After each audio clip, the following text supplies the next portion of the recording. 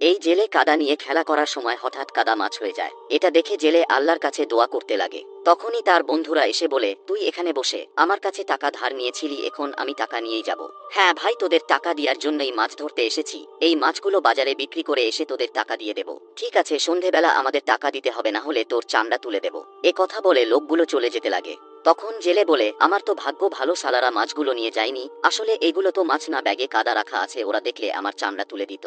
তখনই জেলের বন্ধুরা আবার এসে বলে, তুই এই মাছগুলো আমাকে দিয়ে দে, বাড়িতে কুটুম আসবে, টাকা নাই পরে দিবি। এ কথা শুনে জেলে মনে মনে বলে, এখন আমি কি করব, ব্যাগের ভিতরে তো মাছ নেই, এখন এদের হাতে ধরা খেলে আমাকে প্রচুর পিটবে। আবে কি চিন্তা করছি, মাছের ব্যাগ দিয়ে চলে যা এখান থেকে। এবং লোকগুলো মাছের ব্যাগ নিয়ে চলে যেতে লাগে। এইদিকে জেলে এখানে এসে লুকিয়ে যায়। এরপর লোকগুলো চেক করে দেখে ব্যাগের ভিতরে মাছ আছে। এটা দেখে জেলে অবাক হয়ে বলে, ব্যাগের ভিতরে মাছ কোথা থেকে আসলো?